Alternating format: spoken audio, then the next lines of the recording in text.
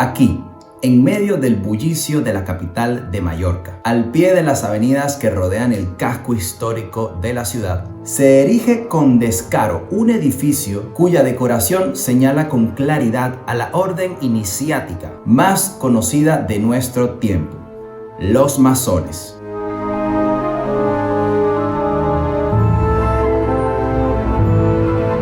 Queridos alquimistas, mi nombre es Carlos Zambrano, yo soy el alquimista vegano y me encuentro en Mallorca. Si no te has perdido los capítulos anteriores de esta serie, ya sabrás que muchos rincones de la ciudad capital de esta isla están llenos de huellas dejadas por la masonería. Y hoy les voy a hablar de un edificio que es imposible pasar desapercibido cuando se visita la capital de la isla. Un edificio que hoy alberga un instituto de educación media y que originalmente fue la sede del Instituto de Enseñanza General. También fue sede de una biblioteca provincial, de la Escuela de Artes e Industrias y la Escuela de Comercio. Hoy poco se conoce sobre este tema, pero las fachadas que adornan sus entradas dan señales claras de que este no era solo un instituto de enseñanza general, sino también un templo masónico disfrazado. Es decir, un sitio donde los profesores, que muchos de ellos eran ya masones, reclutarían a los futuros iniciados en la logia. Y para explicarles todo este asunto, empecemos hablando de la fachada que da al pie de la avenida Portugal. Y para ello debo comentarles antes que todo que los templos masónicos están inspirados en el templo de Salomón. Los masones, como hemos comentado anteriormente, creen en la existencia de un solo Dios revelado. Y poco importa si ese Dios es cristiano, judío o islámico. Pero es requisito indispensable que para entrar a pertenecer a la masonería se crea en la existencia de un solo Dios. El templo de Salomón es un edificio casi mitológico, del que existe mucha literatura, pero del cual solo quedan algunos vestigios. Pero lo que sí se conoce es que era un centro espiritual que albergaba el objeto más importante del pueblo de Israel, el Arca de la Alianza, objeto del cual se tenía la creencia que servía de soporte en este mundo para la manifestación de la gloria de Dios. Y es precisamente por contener el objeto más sagrado del pueblo judío que la masonería ha adoptado este símbolo, el del templo de Salomón, a manera de manifestar lo sagrado. Es decir, que lo trascendente se manifieste en un punto concreto de este mundo. Dicho esto, déjenme ahora revelarles los detalles por los cuales podemos reconocer este edificio como un templo masónico.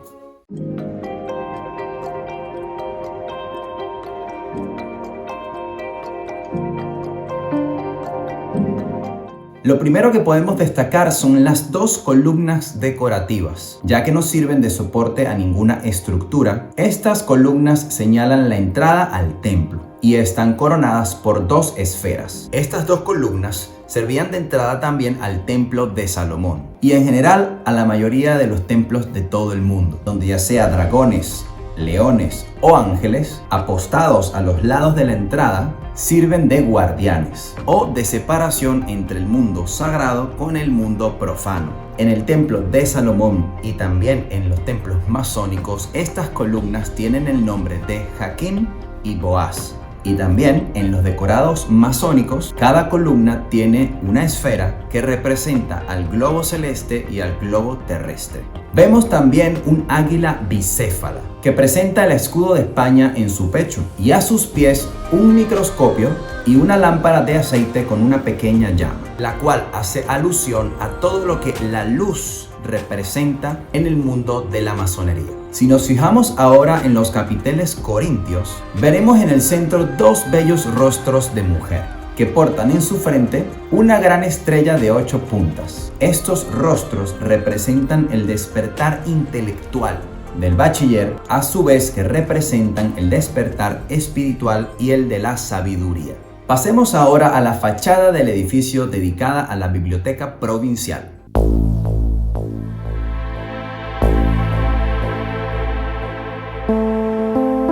En esta fachada, las referencias al número 3, que es el propio del grado de aprendiz masón, están por todas partes. A la derecha y a la izquierda de la entrada encontramos varias ventanas organizadas en grupos de 3. También encontramos 2 columnas decorativas que sostienen una estructura triangular. Este frontón triangular hace referencia al delta o triángulo luminoso, que en masonería es un símbolo del gran arquitecto del universo. Sobre el triángulo encontramos 2 niños que reciben cada día la luz de Oriente. Y aquí hay un detalle muy importante que para quienes no estamos iniciados en la masonería pasa por un detalle simple y sin importancia. Pero vemos que estos 2 niños se están dando la mano y por si acaso no lo saben, la forma en que los masones se reconocen unos a otros es entre una de ellas con un saludo de mano. Las figuras de esta fachada están haciendo el saludo secreto de los aprendices masones, donde el dedo pulgar de la mano derecha de uno de los niños está en contacto con el nudillo de la mano izquierda del otro niño. Detrás de los 2 niños aparecen 3 columnas dispuestas también en forma triangular.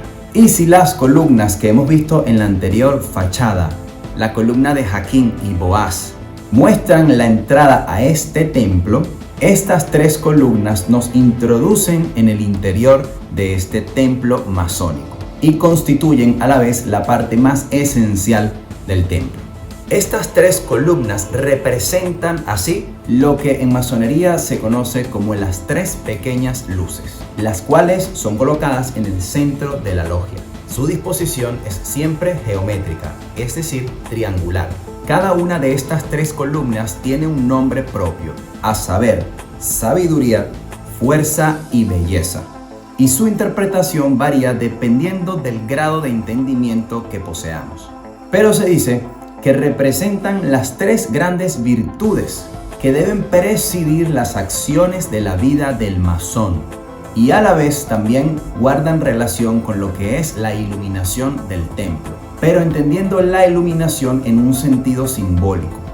Y dentro de este triángulo formado por las 3 pequeñas luces es donde se manifestaría la gloria de Dios o del gran arquitecto del universo.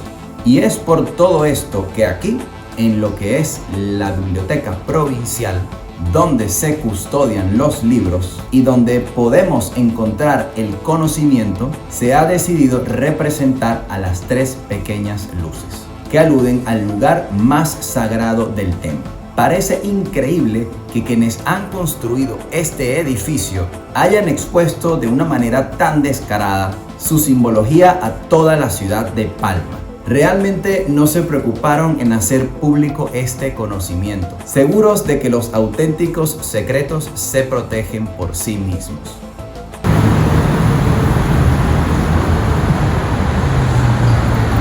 Analicemos ahora la fachada de la Escuela de Artes e Industrias.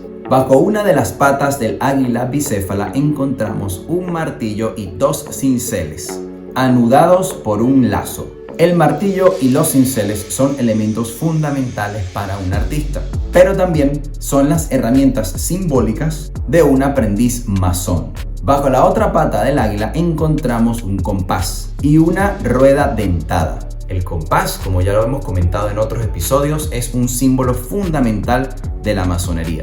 Y la rueda dentada, un emblema del progreso tecnológico. Algo que algunos masones le han dado mucha importancia, pero que originalmente no es uno de los objetivos que persigue la masonería.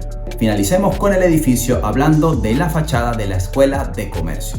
Lo primero será el escudo de España en el centro y sobre este una corona, ya que para el momento de su construcción España era también una monarquía.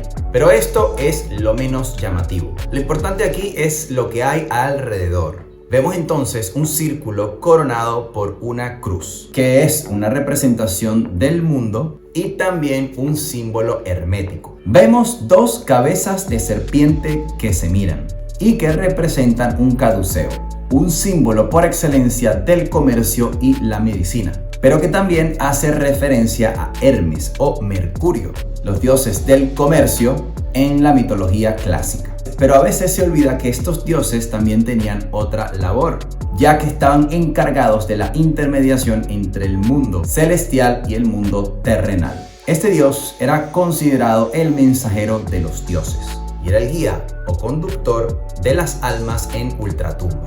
Un tema por demás importante, pero que en el mundo de hoy el tema de la muerte es bastante obviado.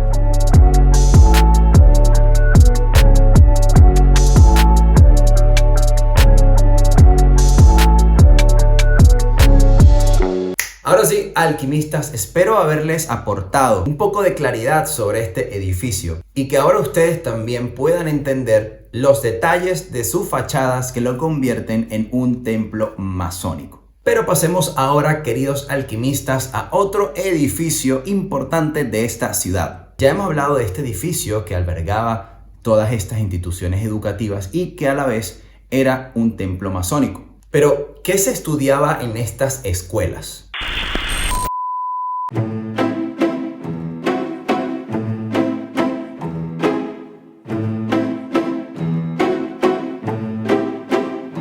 Pero vamos ahora a un sitio que se llama Casa de la Cultura y les voy a mostrar un secreto que está a plena luz del día, pero que pasas por ahí y ni te das cuenta de que ahí hay una huella que han dejado los masones aquí en Mallorca.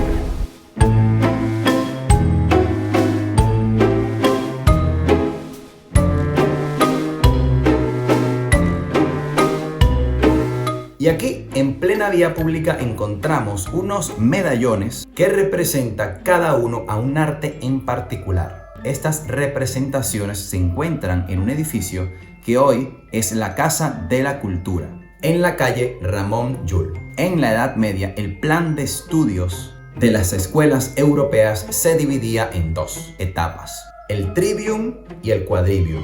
El trivium formado por el estudio de la gramática, la retórica y la dialéctica. Y el quadrivium formado por el estudio de la aritmética, la geometría, la astronomía y la música. Estas 7 artes en su conjunto se llamaban las artes liberales. Y coinciden en ser también el objeto de estudio de aquellos que aspiraban a pertenecer a la masonería. No quiero decir que el estudio de estas 7 artes solo lo puedan hacer los masones, pero los masones se han apropiado del simbolismo de estas artes y hoy en día representan a la masonería. Al pasar frente a esta fachada encontramos entonces a la lógica, representada por 2 hombres sabios que debaten. Vemos a la geometría, en donde podemos ver a una persona con un prisma. La retórica, representada por una mujer que en su mano derecha tiene una espada y en su mano izquierda un libro. A la gramática, que en la forma de una mujer instruye a un pequeño niño. A la aritmética, representada por una mujer que muestra unos números romanos. A la música, representada por una mujer que toca el arpa. Y por último, la astronomía, representada por una mujer que bajo un cielo estrellado porta un globo celeste.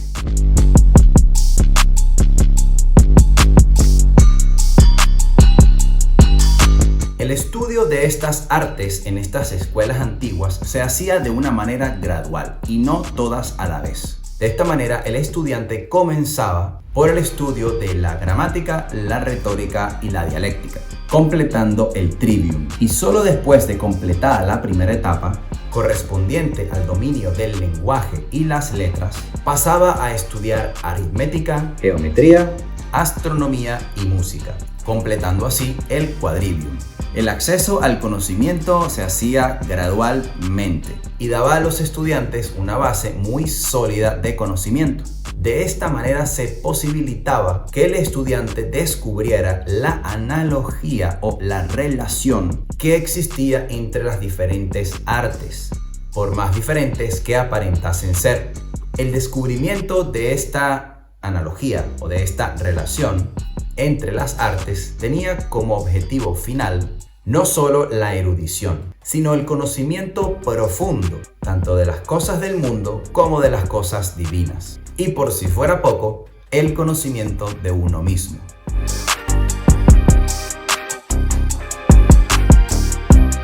Y aunque estas artes liberales eran de dominio público y podían y pueden hoy en día también ser estudiadas por cualquiera que se lo proponga, ellas servían como puerta de entrada a un conocimiento superior que iba más allá de la física, es decir, un conocimiento metafísico, preparando así a los iniciados masónicos en su camino hacia la sabiduría.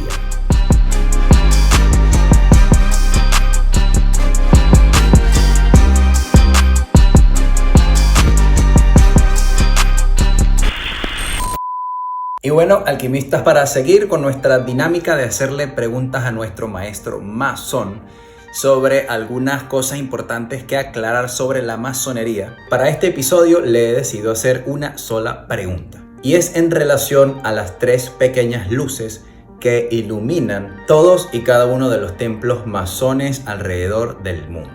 Y la pregunta es: ¿cuál es la razón por las cuales estas pequeñas luces tienen estos nombres? Sabiduría, fuerza y belleza.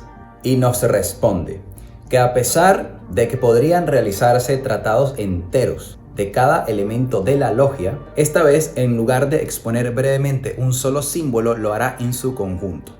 El trabajo de la virtud preside la vida de los masones. El templo de la virtud de los masones se erige sobre 3 columnas, a saber, sabiduría, fuerza y belleza, que son las 3 pequeñas luces. Y que realmente las 3 pequeñas luces no hacen referencia a una luz, sino es un simbolismo. Cada una de estas 3 columnas representa una virtud. La sabiduría es la representación del venerable maestro.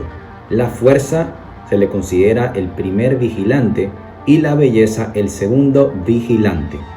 Y el orden de las virtudes sería este: la sabiduría preside la construcción del templo, la fuerza lo sostiene y la belleza lo adorna. Y queridos alquimistas, no sé si esto ha sido claro, pero realmente el maestro masón me ha dicho que esto es lo más exterior que puede ser en este tema. Es decir, no nos puede profundizar más sobre estas pequeñas luces, ya que esto solamente se lo revelan a los que son iniciados en la masonería. Hemos llegado ahora sí al final de este episodio, queridos alquimistas, y no quiero despedirme sin comentarles que para estos capítulos que hemos hecho sobre la masonería hemos utilizado un libro que ha sido una referencia muy importante para todo este conocimiento que les he compartido. Este libro llegó a mis manos de la mano de nuestro maestro masón, quien, como saben, nos ha acompañado en todos los capítulos y que me ha pedido no revelar su identidad. Es un libro que se llama Picapedres, francmasones y alquimistas en Palma de Mallorca. Guía simbólica de la ciudad basada en su arquitectura, patrimonio histórico, artístico y folclore. Y el escritor es Juan de Velarde. Desde aquí, muchísimas gracias por la escritura y la investigación que hay dentro de este libro. Es realmente increíble. Si tienen la oportunidad de leerlo y sobre todo si vienen o viven en Mallorca, les va a sorprender muchísimo. Ya esta serie sobre la masonería en Mallorca está por terminar, pero todavía nos queda un par de episodios, así que quédense conectados. Recuerden, si les ha gustado este vídeo, denme un buen me gusta, suscríbanse al canal, compártanlo y háganlo llegar a más personas. Déjenme un comentario, quiero saber sus opiniones y nos vemos en una próxima oportunidad. Los quiero muchísimo, queridos alquimistas, me despido de corazón. Hasta la próxima. ¡Chao!